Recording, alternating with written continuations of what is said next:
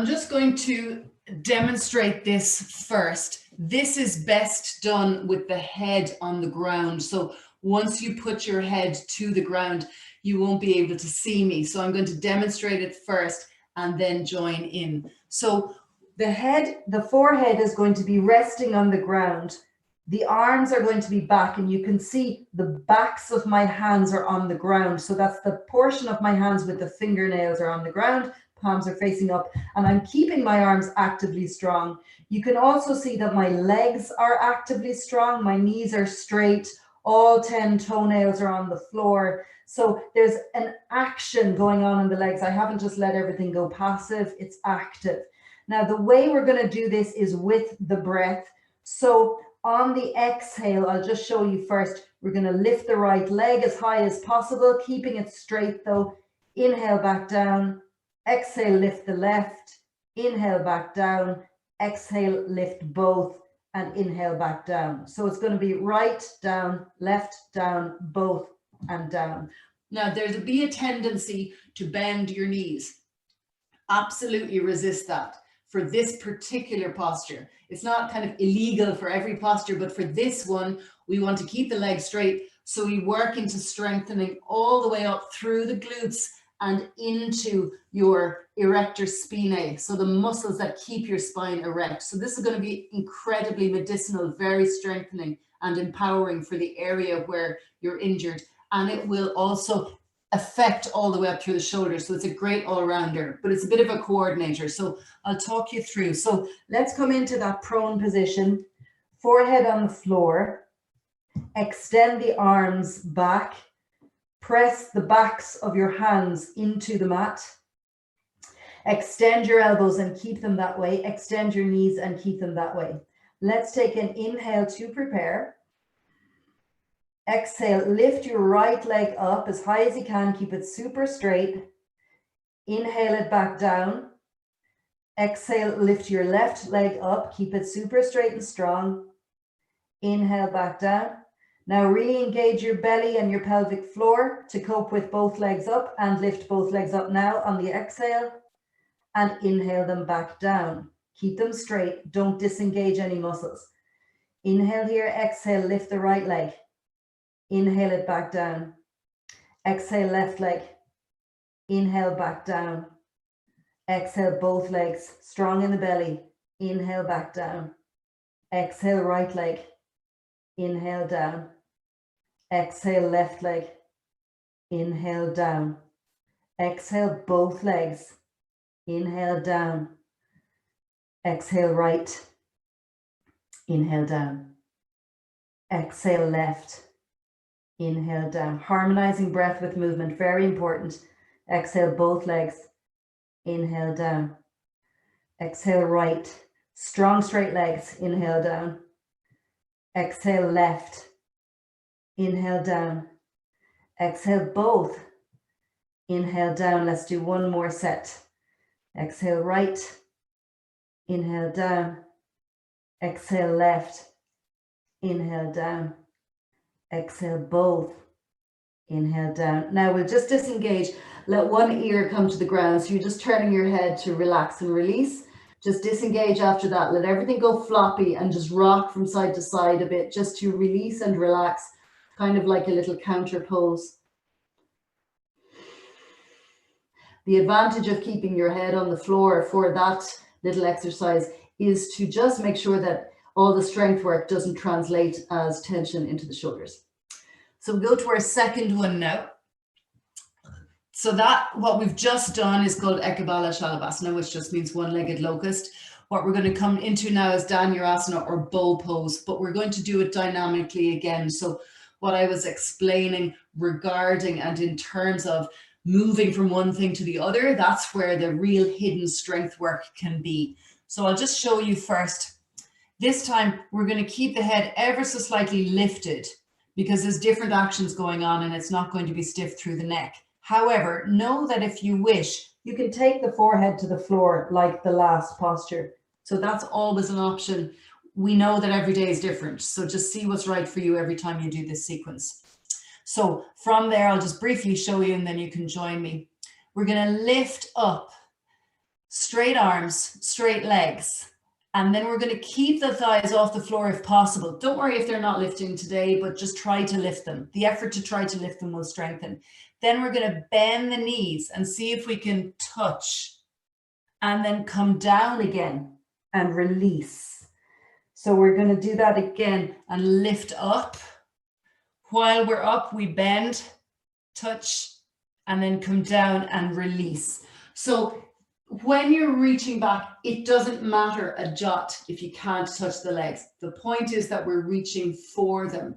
And this is going to strengthen all through the shoulder girdle and the upper back, as well as a continuation of stretching and strengthening through the lower body. So it's kind of like a slightly more advanced version. Excuse me. So again, as I said, option to keep the head down if you wish, otherwise lifting the head. So from here, let's exhale. Lift the legs, lift the arms. Then on the inhale, bend the knees, touch, and then exhale, come back down. Take an inhale at the down position. Exhale, lift up, straight arms, straight legs. Keep the thighs as lifted as you can. Then from there, inhale, reach back, try to touch the legs as you bend them. And then exhale, everything comes back down again. Inhale to rest. Exhale to lift, straight limbs. Inhale to bend the knees, reach back for the lower legs. And then we come back down again on the exhale. Inhale to rest. Exhale to lift, straight arms, straight legs. Inhale, bend the knees, reach for the lower legs with your fingertips. Exhale, release down. Inhale, rest. Exhale, lift. Inhale, bend the knees, reach for the lower legs with your fingertips. Exhale, come down. Inhale, rest. Let's do one more of these. Exhale, lift. Inhale, bend the knees.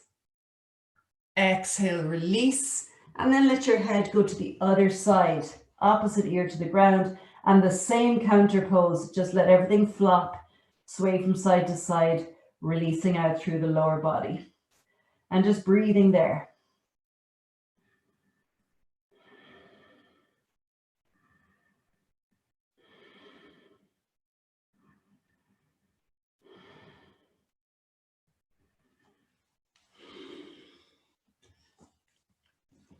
So from here, we're going to come on to the side. Now that I'm facing you, I'm going to mirror you. So when I was on the front, my right was your right, but now my left is your right. So we're going to lie onto the right side of the body and have your right forearm on the ground. Now you can see my right upper arm is vertical. So my right elbow and shoulder are in line with each other, shoulder stacked over the elbow. You can flatten the right hand on the ground, or you can karate chop it, or you can make a fist, whatever makes you feel stronger. Today, the fist is engaging more strength in my body, so just find what's right for you. All the while, even while we're setting up in this position, just remember that the shoulder is part of your back anatomy. It's not part of your head. Our tendency is to slouch the shoulders to the ears, so really pull the shoulder into the back. We're going to bend the knees and stack the feet on top of each other.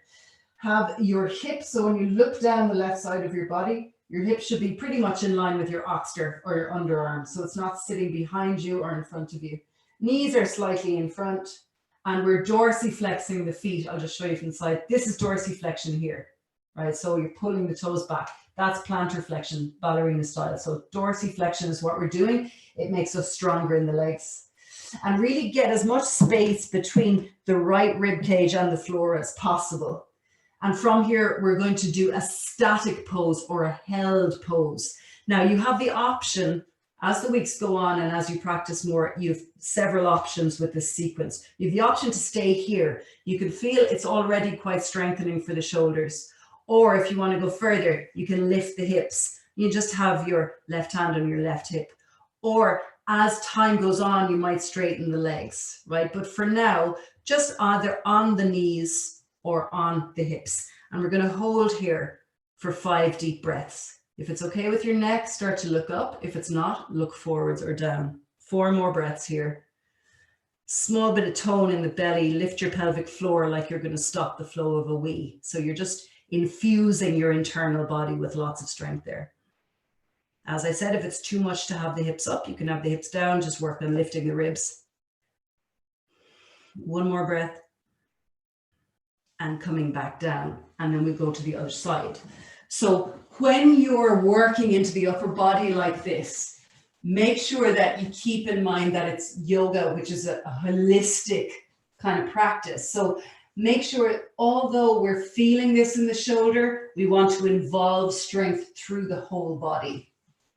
So option to just be on the forearm and the bum, or if you want to, you can lift the bum, or in due course, you know, if you're doing this over a few weeks, nothing wrong with coming into the full pose, right? So you're there if you wish, but make sure everything's aligned and stacked correctly. 5 deep breaths there. Dorsiflex your feet. Remember to keep the shoulders in the back.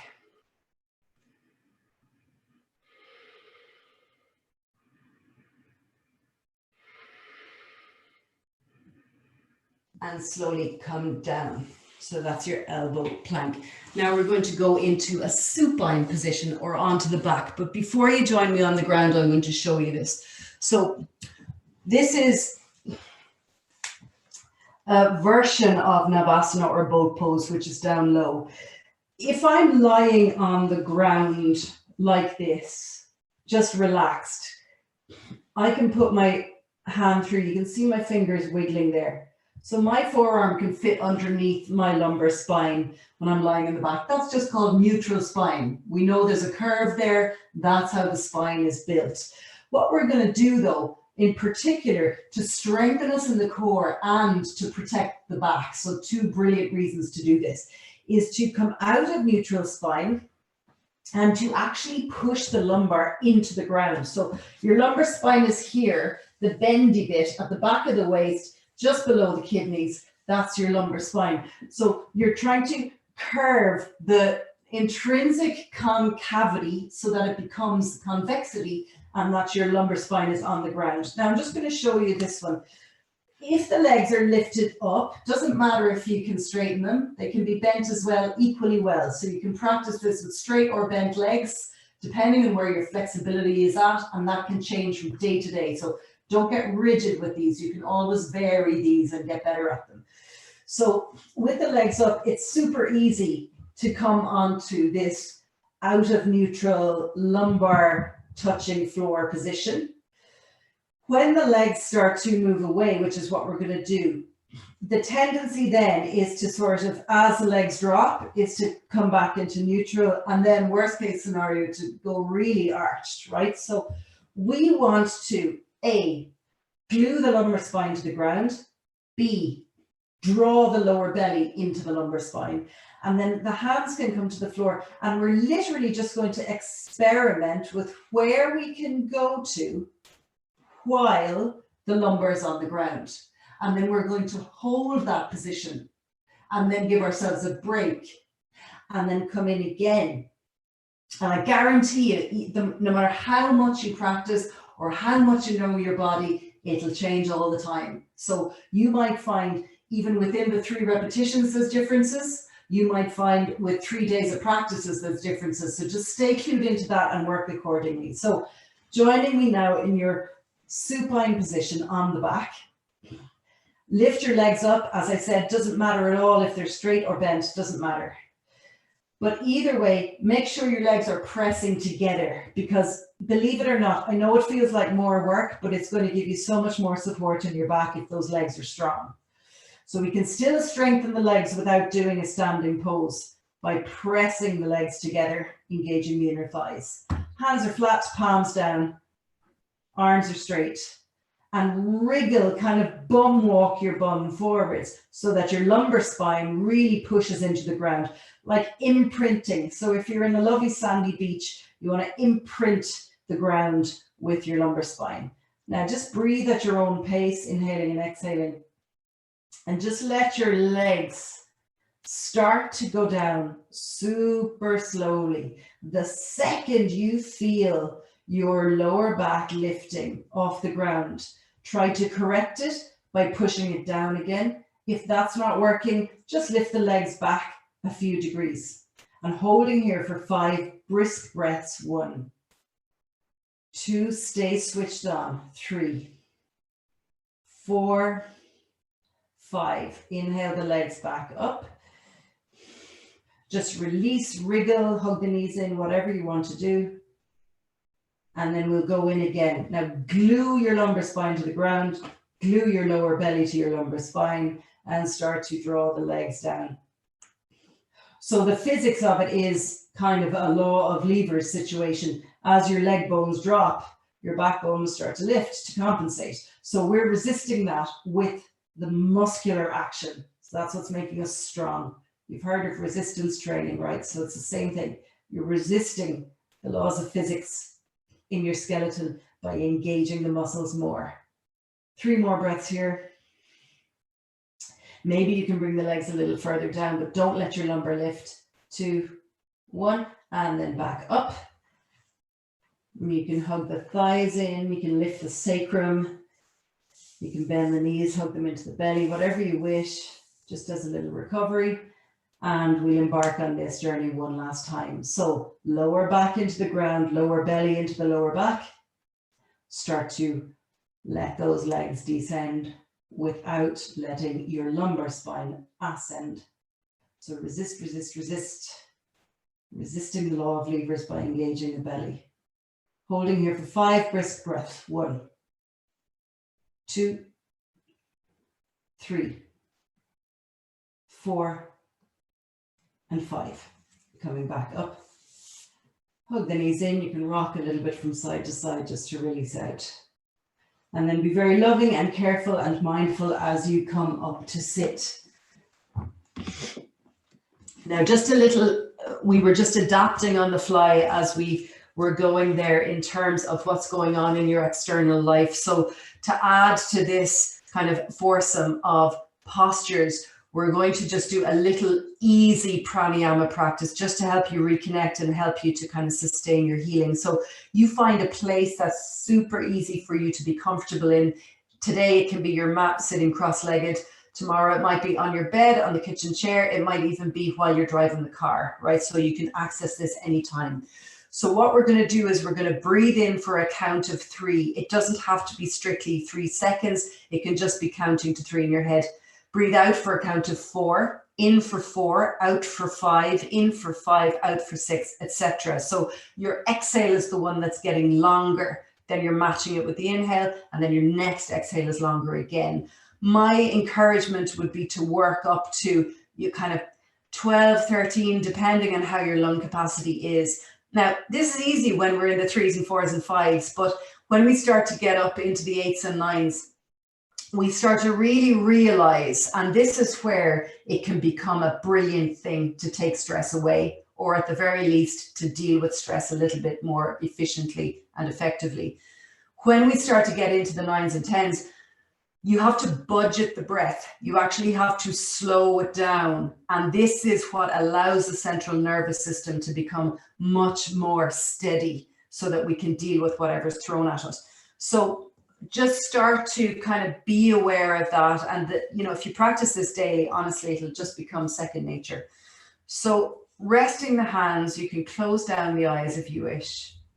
And we'll just take a breath in. It's all through the nose, so keeping the mouth closed. So a breath in for a count of 3, 2, 1. Breathing out 4, 3, 2, 1. Breathe in 4, 3, 2, 1. Breathe out 5, 4, 3, 2, 1. In 5, 4, 3, 2, 1. X 6, 5, 4, 3, 2, 1. In 6, 5, 4, 3, 2, 1. X 7, 6, 5, 4, 3, 2, 1. Inhale, 7, 6, 5, 4, 3, 2, 1. Exhale, 8, 7, 6, 5,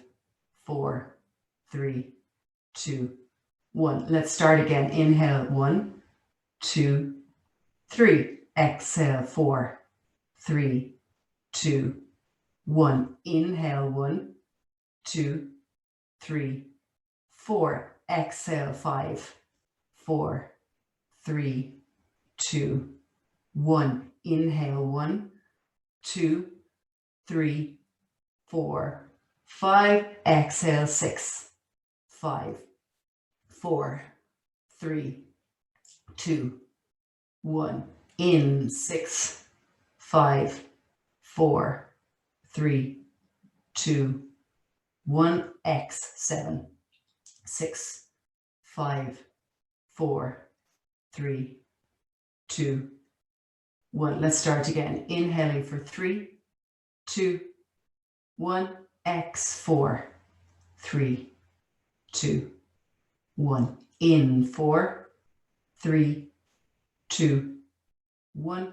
X 5, 4, 3, 2, 1. In 1, 2, 3, 4, 5. X 6, 5, 4, 3, 2, 1. In 6, 5, 4, 3, 2, 1. X 7, 6, 5, 4, 3, 2, 1. Now keep the eyes closed, just come back to normal breath.